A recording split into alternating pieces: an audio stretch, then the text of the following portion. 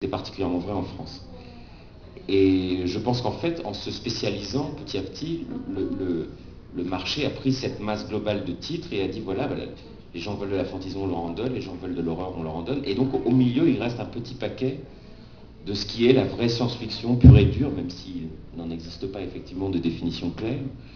De ce point de vue, on pourrait presque dire que le roi, ou plutôt la reine est nue, c'est-à-dire que la science-fiction cœur de genre, la réflexion prospective sur le futur, sur les sciences, sur leur impact sur la société, qui donne une littérature souvent extrêmement conceptuelle, parfois intimidante, intellectuelle, avec en plus maintenant des prétentions littéraires élevées. Bon, c'est une littérature difficile. Et finalement, ce qui reste, c'est presque une activité de laboratoire, d'une certaine manière. Une activité d'avant-garde. Par définition, l'avant-garde ne peut pas occuper l'ensemble de la scène. Et peut-être qu'on est arrivé à une situation où la science-fiction des collections, c'est une littérature de recherche, de laboratoire, d'avant-garde, qui, par définition, est très minoritaire. Évidemment, c'est très frappant parce que c'est effectivement, comme tu le disais Alain, le moment où la science-fiction explose dans la bande dessinée, au cinéma, à la télévision, dans les jeux. Voilà. Donc il y a ce paradoxe d'un domaine culturel qui a été ensemencé pendant un siècle avec deux grandes parties, disons jusqu'à la Deuxième Guerre mondiale, une sorte d'activité inconsciente ou préconsciente de gens qui savent qu'ils sont dans un genre ouvert par Jules Verne, par H.G. Wells, par Lovecraft, par les pulps américains.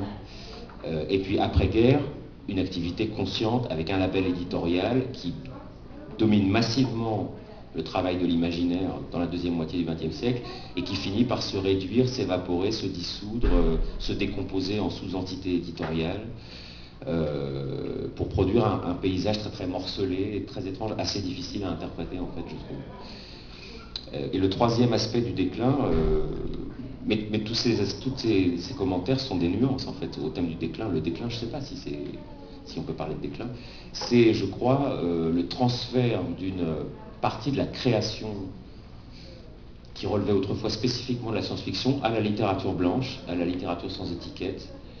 Je pense à un auteur comme Thomas Pynchon, ou pour prendre un exemple plus récent, Michael Chabon aux États-Unis, qui a quand même eu le prix Pulitzer avec un énorme roman sur Superman, qui est absolument magnifique, Les aventures de Cavalier Clay, qui a encore eu un très très grand succès il y a 2 ans avec une uchronie qui s'intitule Le Club des policiers yiddish.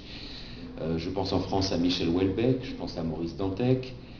On pourrait multiplier les exemples. Je pense à J.G. Ballard en Angleterre. Brian Aldiss aussi, je crois, a fait des romans qui ont été publiés en blanche en France, chez Métayer. Non seulement des grands auteurs de la science-fiction labellisés ont fini par être reconnus, pas tous, mais certains d'entre eux, comme des classiques de la littérature. Philippe Cadic est aujourd'hui pratiquement disponible en France chez des éditeurs de littérature blanche. Mais aussi des auteurs de blanche pour qui la science-fiction ne pose aucun problème de légitimité culturelle. Quand ils ont envie d'en faire, ils en font. Et ça donne des romans de littérature blanche avec tout ou partie de science-fiction dedans.